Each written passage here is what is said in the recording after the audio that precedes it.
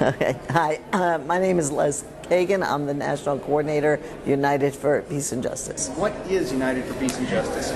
We're a national coalition. We're actually the largest grassroots national coalition working to end the war in Iraq, doing that work in a way to make connections to other foreign policy and domestic issues. We have about 1,400 groups that are part of the coalition in every state of the country. We came together about almost 5 years ago now in the run-up to the war.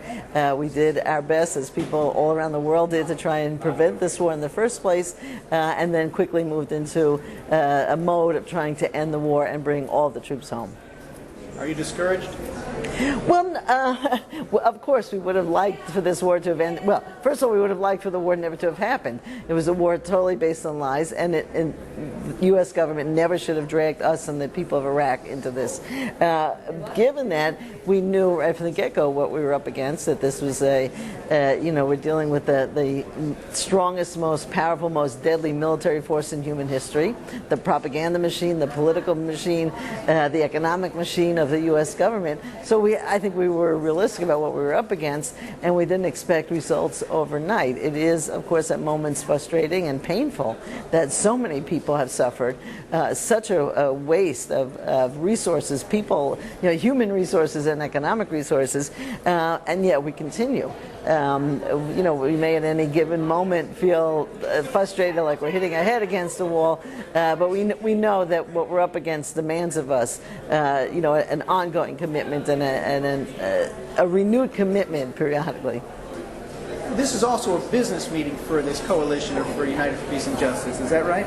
Yeah, it's what I would more call an organizational meeting. We're electing a new national steering committee. We've already made some changes, more like adjustments, I would say, in our structure. So there's always some internal housekeeping things that we hope will strengthen what this coalition is. We're not an organization, a freestanding organization. We're a coalition made up of different groups, local groups, national groups, regional groups, etc. And so from time to time, like with any entity, you need to retool a little bit, you need to oil the machinery.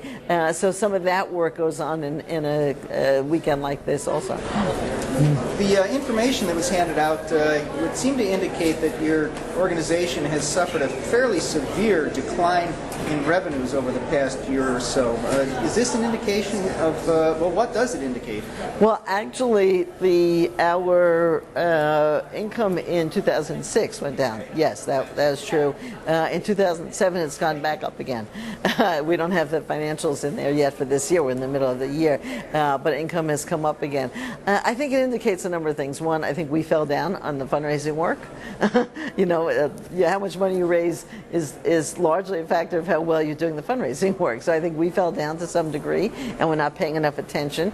I also think that part of what happened in the anti-war movement is that in the last several years, new groups have developed and nurtured. And in fact, we as a coalition have helped in that. Groups like Iraq Veterans Against the War, Gold Star Families Against the War, other groups that really had no money to begin with. We encouraged people to help fundraise for them. So people, I think, are still giving to the anti-war movement. They're only giving it in different ways. I'm not, we always need more money.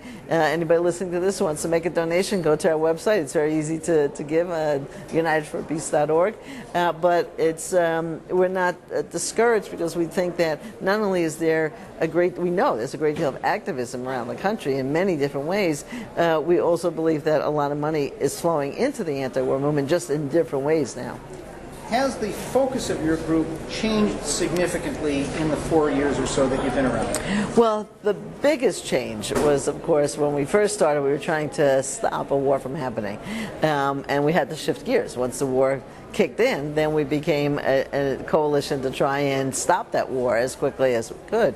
I don't think it's really changed, because right from the very first meeting of United for Peace and Justice in October of 2002, we made a very clear statement that we understand that the focal point of our work, the focus of our work, has to be on Iraq, because that is so much the focus of, or the linchpin of U.S. foreign policy at this moment. So we need to stay focused on that. But we also said right from the beginning, and I've said continuously, that Iraq and the crisis in Iraq and the crisis of U.S. policy toward Iraq is not unfolding in a vacuum. That's very much connected not only to other Middle East U.S. policies, but global policies, both military and economic policies, political policies around the world, and all of that in turn is connected to domestic issues. So right from the beginning, we have tried to figure out how to make those connections. And to be honest, sometimes we've been better at making them than others. Among the members of your coalition, tell me if I'm wrong, but I believe you've got communist organizations, socialist organizations. Do you think that your coalition would have been more effective if you had been more selective in the groups that you allowed to join? Because you have been criticized because of some of the voices that are part of the coalition. Right. Actually, no. I think that one of the reasons we are effective is that we have a kind of big tent approach. We're very open, and people agree and are willing to throw in on the work, put some energy into the work. They may not do all the programmatic work, but if they're willing to pick up pieces of the work and help develop it, that it makes us stronger.